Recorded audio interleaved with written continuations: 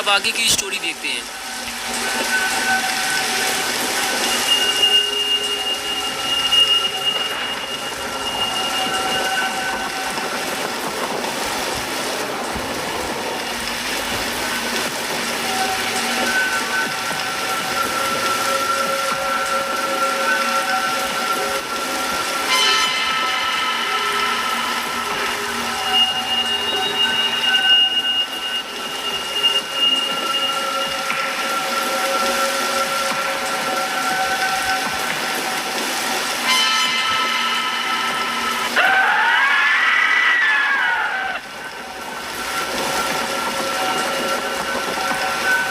इधर गुल्ली और बुल्ली भी अब काफी परेशान हो चुके हैं, क्योंकि शॉन दिन में 3:30 बजे घर से बर्गर लेने के लिए निकला था, लेकिन अब रात के 8 बज चुके हैं और शॉन अब तक वापस नहीं आया है। शॉन का फोन भी स्विच ऑफ है और किसी को नहीं पता शॉन कहाँ चला गया है। गुल्ली और बुल्ली भी बर्गर शॉट जाकर वापस आ चुके हैं, लेकिन शॉन वहाँ गया ही नहीं था। बुल्ली गुल्ली को यही समझा रहा है कि तुमने शॉन को जहाँ भेजा था गुल्ली, शॉन वहाँ गया ही नहीं था, बल्कि वो कहीं और से बर्गर लेने चला गया होगा।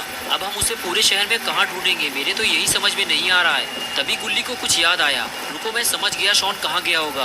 बिग बर्गर, अरे वही जो 3 बर्गर लेने पर 1 कोला फ्री देते हैं। शॉन फ्री की कोई चीज़ छोड़ता नहीं है, और तुम्हें तो पता ही है बुल्ली कि बिग बर्गर वाले अपना स्टोर चलाने के लिए नई नई स्कीम निकालते रहते हैं, क्योंकि उनका स्टोर पुरानी हवेली जाने वाले रास्ते की तरफ पड़ता है। इस वजह से बहुत कम लोग ही उधर जाते हैं, ज़्यादातर लोग बर्गर शॉट जाना पसंद करते हैं। शॉन मुफ्त में कोला पाने के चक्कर में उधर ही गया होगा और वहीं उसके साथ कुछ बुरा हुआ है। बुल्ली बोला, अब तो मुझे पूरा यकीन हो गया है कि शॉन का एक्सीडेंट हुआ है। हवेली के आसपास कई एक्सीडेंट हो चुके हैं, शॉन भी ये बात जानता था, और उसके बाद भी फोन पर बात करते हुए गाड़ी चलाओगे तो ये तो होगा ही। हाँ तुम सही कह रहे हो बुल्ली, अब मुझे भी यही लग रहा है। तुम यहीं रुको बुल्ली, मैं वहाँ जाकर देखता हूँ। अगर शॉन आ जाए या फिर उसकी कोई खबर मिले तो मुझे कॉल करना, फ़ोन है मेरे पास। ये कहकर बुल्ली वहाँ से जाने लगा। बुल्ली ने कहा, ठीक है गुल्ली, लेकिन हवेली के अंदर मत जाना। अगर मेरी ज़रूरत पड़े तो बता देना मुझे। मुझे नहीं लगता बुल्ली कि मुझे तुम्हारी ज़रूरत पड़ेगी। शॉन मुझे कहीं रोड के किनारे पड़ा हुआ मिलेगा, मैं जाकर देखता हूँ, फिर बताता हूँ तुम्हें। और उसके बाद बुल्ली गाड़ी लेकर वहाँ से चला गया। गुल्ली अकेले ही रात के इस अंधेरे में भीगते हुए शॉन को ढूंढने निकल गया। उसे लग रहा है कि वो शॉन को आसानी से ढूंढ लेगा, लेकिन गुल्ली को क्या पता कि उसने शॉन को ढूंढने में बहुत देर कर दी है।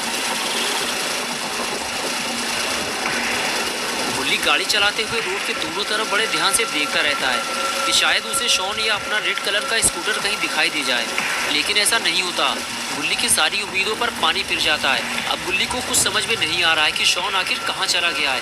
उसे उम्मीद थी कि वो पुरानी हवेली के आसपास ही कहीं मिल जाएगा, लेकिन ऐसा नहीं हुआ। गुल्ली शॉन को ढूंढते ढूंढते पुरानी हवेली तक पहुंच गया, लेकिन शॉन का कुछ अता पता नहीं है। कहीं किसी ने शॉन को अकेला देखकर किडनैप तो नहीं कर लिया है। गुल्ली ये सब सोच ही रहा था कि तभी उसकी नज़र रोड के किनारे पड़े हुए एक स्कूटर पर पड़ी, जो कि लाल कलर का था। गुल्ली ने फौरन गाड़ी रोकी और उसे देखने लगा, और कुछ ही देर में गुल्ली अपना स्कूटर पहचान गया। अरे ये तो अपना स्कूटर है। गुल्ली ने सही कहा था कि शॉन का एक्सीडेंट हुआ है, पूरा स्कूटर तो टेढ़ा मेढ़ा हो गया है, लेकिन शॉन कहाँ है। गुल्ली शॉन के बारे में सोच ही रहा था कि तभी पीछे से किसी ने गुल्ली को आवाज़ दी। गुल्ली ने फौरन पलट कर देखा तो सामने एक मोटा ताज़ा आदमी खड़ा हुआ था, जो गुल्ली को अपने पास बुला रहा था। गुल्ली को लगा कि शायद ये आदमी शॉन के बारे में कुछ जानता होगा, इसलिए गुल्ली उस आदमी के पास जाने लगा। पास जाते हुए गुल्ली ने कहा, क्या हुआ पहलवान अंकल, आप इस एक्सीडेंट के बारे में कुछ जानते हैं क्या? तमीज़ से बात करना मुझसे, कद्दू पहलवान नाम है मेरा, हड्डियाँ तोड़ डालूंगा मैं तुम्हारी। लेकिन मैंने बदतमीज़ी क्या की है जो आप मेरी हड्डियाँ तोड़ डालोगे? तुम्हें घबराने की ज़रूरत नहीं है मोटू, मैं इस वक्त बहुत ज़्यादा गुस्से में हूँ, इसलिए ऐसा बोल दिया। चलो अब इस गाड़ी को किनारे लगवाने में मेरी मदद करो, इस गाड़ी की वजह से मेरा एक्सीडेंट होने वाला था। वक्त रहते मैं संभल गया, वरना पता नहीं क्या हो जाता। चलो अब काम पर लग जाओ, वरना हड्डियाँ तोड़ डालूंगा मैं तुम्हारी। और फिर कद्दू पहलवान गुल्ली के साथ मिलकर गाड़ी हटाने लगा, लेकिन गाड़ी मिट्टी में धंस चुकी है, इसलिए कद्दू पहलवान अकेले इस गाड़ी को नहीं हटा सकता।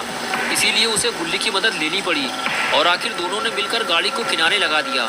पहले तो कद्दू पहलवान गुल्ली को एक छोटा मोटा बच्चा समझ रहा था, लेकिन जब गुल्ली ने कद्दू पहलवान के साथ मिलकर गाड़ी को उठाया, तब कद्दू की समझ में आया कि गुल्ली भी बहुत ज़्यादा शक्तिशाली बच्चा है। कद्दू पहलवान ने गुल्ली से कहा, तुमने मेरी मदद की है, अब बताओ मैं तुम्हारी क्या मदद कर सकता हूँ। गुल्ली ने कहा, वो देखो सामने वो रहा मेरा स्कूटर, जो एक्सीडेंट के बाद टेढ़ा मेढ़ा हो गया है, उसे मेरा दोस्त शॉन चला रहा था। स्कूटर तो मुझे मिल गया है, लेकिन मेरा दोस्त का कुछ अता पता नहीं है।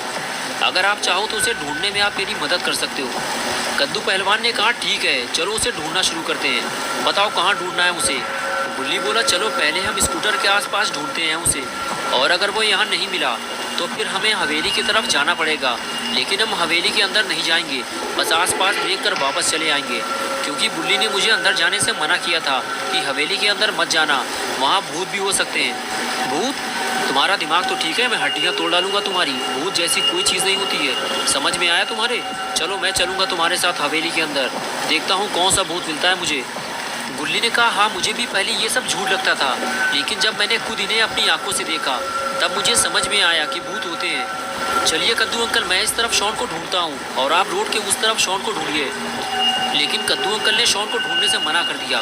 गुल्ली बोला अभी तो आपने कहा था कि आप शॉन को ढूंढने में मेरी मदद करेंगे, और अब मना कर दिया। नहीं, मैंने मना नहीं किया है, मैं शॉन को ढूंढूंगा, लेकिन यहाँ नहीं, हवेली के अंदर।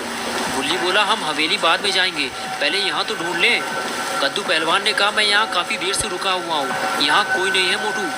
अगर यहाँ कोई होता तो वो ज़रूर मदद के लिए आवाज़ लगाता, लेकिन मुझे तो किसी की भी आवाज़ सुनाई नहीं दी। तुम्हारा दोस्त शॉन बारिश से बचने के लिए हवेली में चला गया होगा, अब चलो जल्दी वरना हड्डियाँ तोड़ डालूंगा तुम्हारी।